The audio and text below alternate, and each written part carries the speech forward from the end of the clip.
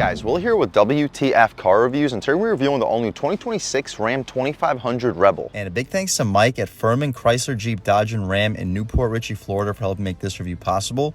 I'll leave a link to your inventory below, and if you're looking for a new car, SUV, or truck in the Newport Richey, Tampa, Clearwater area, I would definitely recommend checking these guys out. And that's for Mike. And as most of you guys probably know by now, Ram facelifted their line of pickup trucks last year for 2025. The heavy duties are included in the mix, updating their exterior styling, offering new interior screens, as well as more power out of the 6.7-liter Cummins diesel that we have here. Now at 430 horsepower, 1,075 pound-feet of torque, and now made it to an 8-speed heavy-duty automatic transmission. The 2026 Ram 2500 is available in 8 trim levels, ranging from the $46,000 Tradesman up to the top $78,000 Rebel that we have here. About $12,000 of an upcharge for the Cummins. What else we get for that money? Let's jump right in. So the front styling is aggressive on the Rebel. We get quad LED headlamps with LED daytime running lights, Rebel specific grille, black Ram badging, no forward-facing camera, at least not a standard, no 360 as a standard feature on the Rebel. We do have the level 1 equipment group here, but still no 360-degree camera, gotta go for the level 2 equipment group. We get panel for our advanced safety features under the grille, LED fog lights, full front parking sensing, steel bumper, ton of airflow for the diesel, and heavy-duty recovery hooks. We get a hood scoop, sport hood, 2500 heavy-duty labeled on it, and about 33.5, 34-inch heavy-duty tires. These are all-terrains, max traction, Goodyear Wrangler Duratrax. Dimensions are 285/60 R20. 8-lug pattern, heavy-duty brakes too. I believe it's a 4-piston. Hopefully you can pick up your Rebel specific off-road suspension, Cummins turbo diesel, and fender flares. Black badging, Rebel specific two-tone paint color. We're supposed to get side steps, part of the level 1 equipment group, but this specific Rebel saves about $995 by omitting them. I'll take a step back. Hopefully you guys can pick up the side profile on the 2026 Ram 2500 Rebel.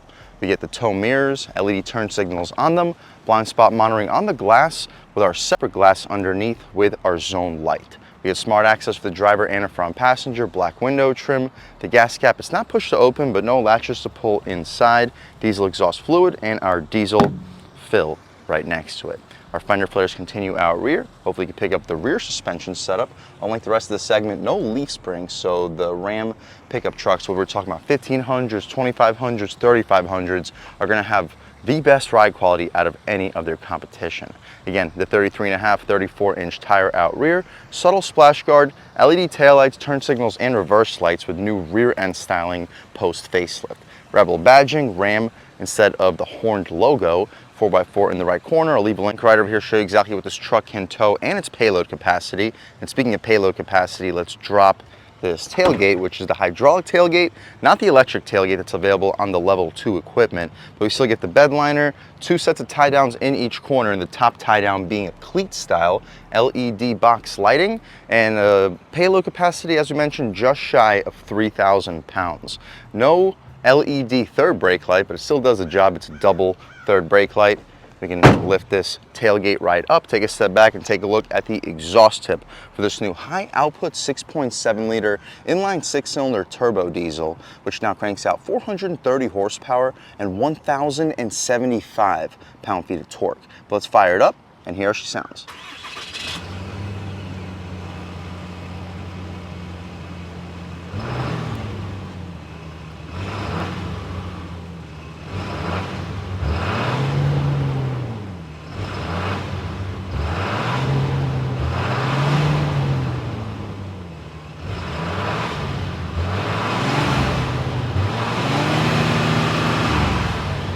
All right, guys, that was the sound of the 6.7-liter Cummins turbo diesel sold by Ram for the 2026 2500 Rebel, and it sounds surprisingly good, cranking out 430 horsepower, 1,075 pound-feet of torque, now mated to an 8-speed automatic transmission, sending the power to the rear wheels or all 4 wheels with a part-time 4-wheel drive system.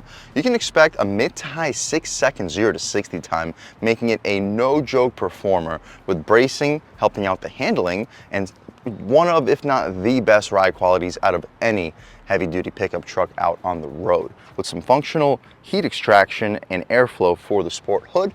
We can shut this hood right down, take a step back, and walk around this 2026 Ram 2500 Rebel one more time. Let's take a step inside and see what we get with the top trim for the 2026 Ram 2500. If I said Ram 1500, I apologize, guys. But up top, we get soft touch materials, some carbon flare beneath it, and some soft touch for the center area, leather armrest, 2-window auto-on touch, power folding mirrors with the adjustments for the lighting for the tow mirrors. Ton of storage, 2 cup holders, Alpine premium audio system, and 2-person memory seats. The level 1 equipment group also gives us the power adjustable pedals, tilting steering wheel, no telescope, unfortunately. At 2026, with the facelift, we should have gotten a telescoping steering column. Hopefully you get a good look at the pedals. With Rebel specific seats, they're perforated, heated, and ventilated with full electric adjustments. You get lumbar control, you can recline, drop, lift, and slide. No running boards, and it's a raised ride height, 34-inch tires, and a pretty big truck. So you're gonna have to grab onto this grab handle to get inside. Not really easy when your feet slip on that mat that the dealership leaves you, but foot on the brake, engine start, stop, and everything fires right to life. So compared to the 1500 Rebel we just reviewed in this channel, basically an identical interior. The biggest difference, of course, being the fact the steering wheel doesn't telescope, it just tilts. We also don't have the level 2 equipment group, so instead of the passenger screen, we get this additional glove box, which is actually surprisingly spacious. That's bigger than on the 1500. You'll fit possibly a pair of shoes if you're under a size 8 or 9. We get the dual screens, 12.3-inch digital gauge display, and not the 14-inch touchscreen, just the 12-inch big whoop, but it's still a massive display with built-in navigation. We can check out the navigation real quick. Once it loads up, I'll catch right back with you. All right, guys, so the response is just about perfect. Resolution is fantastic. The backup camera, oops, got used to the 1500 for a second. We got to use this traditional gear selector, but same exact backup camera, super high resolution, but you're not going to get the 360 unless you go with the level 2 equipment group. Throwing it back into park, we return back to the previous screen. The steering is also hydraulic, which will give you a little bit more feel throughout the wheel. The digital gauge display, hopefully you pick it up on camera. Right now we're looking at the map. Check out the off-road dynamics of pitch and roll, trailer tow, audio, messages, settings. With a screen setup, speedometer you can adjust between analog gauges or digital. I prefer analog. We can see everything else potentially available. Over 80 psi of tire pressure. So we're not going to have quite 1500 levels of ride quality. You drop the tire pressure down to 45, 50, you will have very close to 1500 ride quality, but you're also going to compromise a lot of your 2500 payload capacity, which is almost 3,000 pounds here. You drop down to 1500 tire pressure, you're going to drop down to about 1800 pounds for the payload, but you will have a much better ride quality. You get tire pressure, vehicle info, fuel filter life, engine hours, fuel economy, which is actually amazing. 15 miles per gallon for a dealership car that has spent most of its time idling. That is borderline unreal. Anyway, we get the gauge summary, oil summary, tire pressure, but my personal favorite screen to leave it at all times would probably just be this navigation or the analog display. The stocks have a satisfying click. We get auto headlamps. I don't believe we have auto high beams, but we do get auto rain sensing wipers. We mentioned the tilt non-telescoping steering column, the interior lighting, the exterior lighting with the auto headlamps, fog lights, and puddle lights, cargo outlet button, our parking brake, which is traditional but not hand operated, foot operated, and you pull this latch and the brake releases. We get leather stitching for the dashboard, Alpine premium audio system, some carbon flare. We already checked out the touchscreen, just like we've had since 2019. It's not the 14.4-inch touchscreen, but you have all of your potential adjustments, and my personal favorite being the map. Trailer brake controller, 4-wheel drive controller. We do not have 4-wheel drive auto. For our off-the-line test, we will try it in 4-wheel drive high, but then we'll slow down and put it back into 2-wheel drive. With our rear axle lock, 6 auxiliary switches, tow haul mode, exhaust brake, and you can turn on or off your front and rear parking sensors. We get dual wireless chargers, 2 USB-A and C ports, a ton of storage, all just like the 1500 we reviewed, but it's a huge storage compartment with a 400-watt AC outlet. You'll fit 24, possibly 32-ounce bottles.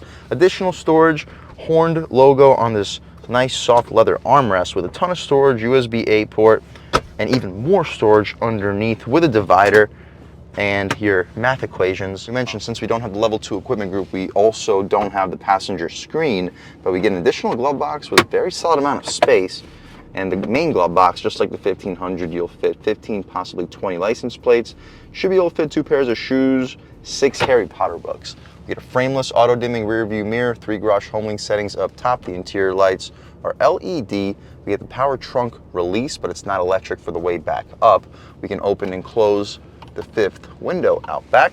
And that's about it for the front seat, at least of the 2026 Ram 2500 Rebel Crew Cab 4x4.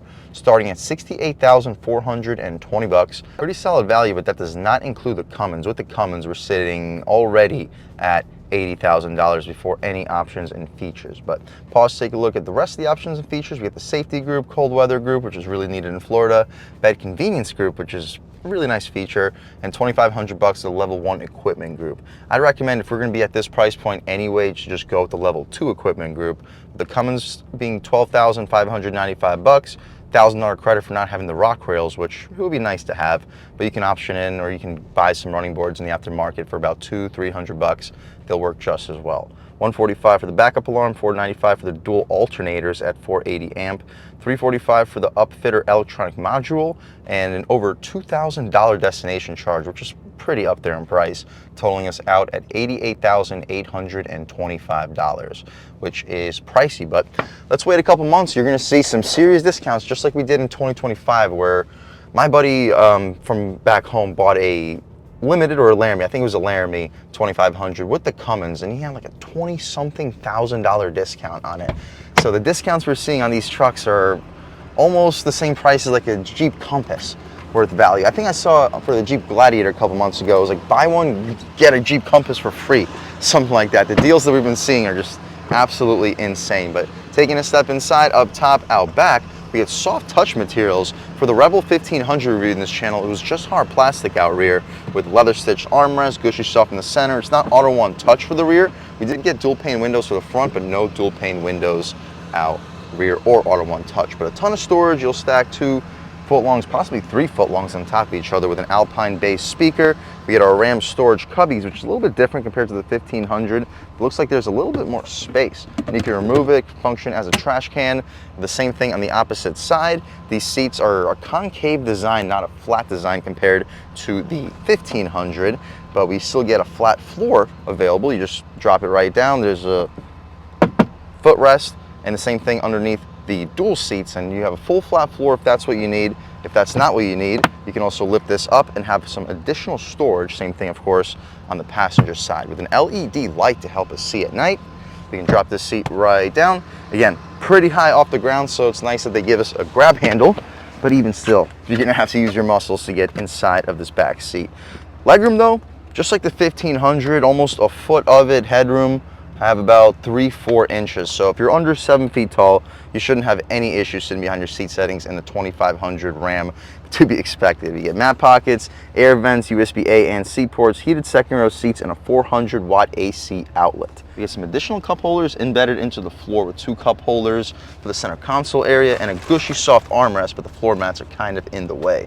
Very soft armrest. We had LED interior lighting, booming Alpine speakers right in the second row passenger's face with hooks behind the passenger's head. No grab handle up top, but this grab handle over here will suffice. And that's about it for the inside and outside of the all-new 2026 Ram 2500 Rebel. I probably called it a 1500 multiple times in this video, and I apologize, but we all know what we're looking at here. It's the 2500 Rebel with the Cummins turbo diesel, one of the coolest heavy-duty off-road oriented trucks out on the road today, with some serious capability behind it, and probably the best ride quality of any heavy-duty truck ever released out on the road today. But speaking of the performance of this monster, let's take it out for a drive and see what it's got. All right, guys, now just about seeing everything we need to see with the inside and outside of the all-new 2026 Ram 2500 Rebel. Let's take it out for a drive and see what it's got. My first impressions, the diesel's got some good throttle response. Ride quality, it's an HD truck, but for an HD truck, it rides the best out of anyone else. Like, sure, GM does a really good job with their HD trucks. So does Ford. Ford actually has a little bit better of a ride quality than GM, but this having a little bit better of a ride quality than both. Bump, I mean, you feel it. You feel definitely more than the 1500, but you feel it less than just about every other 2500, which I guess is all you can really ask for. Over the speed bump, I mean, yeah, you feel it, but it does a pretty good job. Another speed bump right here. Perfectly fine. It's not great. It's not a 1500, but it's also twice as capable as a 1500. Yeah, the throttle response here is really, really good, especially for the 6-cylinder diesel. I mean, it makes globs and globs of power. And the brake pedal, it's okay. 1500 has a much better brake pedal. And as soon as this Mustang passes, we can take a step out here, lean into it a little bit. It's just 2-wheel drive, but half throttle. Oh, yep, roasting them. Woo! Really powerful. I mean, you roast them as soon as the boost kicks in. We've had some pretty rough weather today. It would be cool for this powertrain to have 4-wheel drive auto. Obviously, you're not driving the bonkers out of this thing, but if you are, it would be nice to have the 4 auto just to be able to actually put all of the power down. Lean into it about halfway. I mean, yeah, the traction control kicks in. I can feel it stepping out. This thing has way too much power to be driving recklessly in the rain in 2-wheel drive, but I guess that's to be expected. Brake pedal takes a lot of effort, but I still think it's better of a brake pedal than GM. It's a competitive brake pedal to like a GM 1500 truck, which, yeah, the GM 1500 trucks don't have a great brake pedal, but for me to be comparing a 2500 to a 1500 brake pedal just shows you how good it really is. You're just cruising along. I mean, it's quiet in the interior. You run over the big puddles, doesn't change direction at all. Takes barely any throttle to keep this thing moving uphill. I mean, you sniff the throttle, boost kicks in, and you're accelerating. Woo! Huge puddles too. Handles them like nothing. It's a little bit stormy, but we can try one out off the line in 4-wheel drive high, slight brake torque, and on the gas. Oh my God. Good Lord. Yeah, I mean, it puts the power down in 4-wheel drive high, but before we hit this corner, I'm gonna slow down to pretty slow speed. It's shifting the fly. You can do up to 50 miles an hour, but I'll put it back into 2-wheel drive at a slower speed. Hopefully you picked up the off-the-line acceleration. All right, back in 2-wheel drive. Ooh, roasting them. Back end likes to step out in 2-wheel, that's for sure, but the steering feels good. Very good, and then lean into it. Yeah, I mean, like, it's squirrely and squirrely in the rain. 4-wheel drive auto would be really appreciated for the next model year Ram if you're watching this, but it's still an awesome, awesome truck. Hopefully the rain's not affecting the audio too badly. Brakes feel good, throwing it in. Yeah, let's just throw it. Oh yeah, oh, it's squirrely. Okay, we're not gonna be too stupid in here, but wow, the powerful.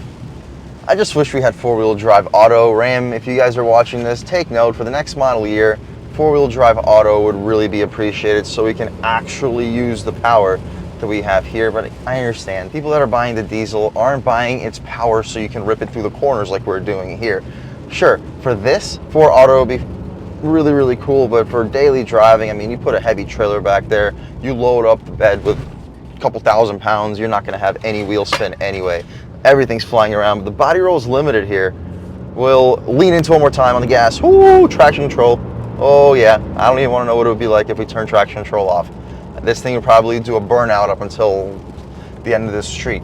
But overall, guys, if you're looking for the most comfortable way into a heavy-duty truck that also has got some off-road capability, I think you're looking at it. Heated and ventilated seats, the dual screens, upgraded audio system. It would be nice for it to be the Harman Kardon system, and it would be nice to get a 360-degree camera. Those are my 2 complaints. I mean, an $88,000 sticker, we should have both of those features, but we don't have the level 2 equipment group, which is available for this truck, so I'm not gonna necessarily knock the truck for it.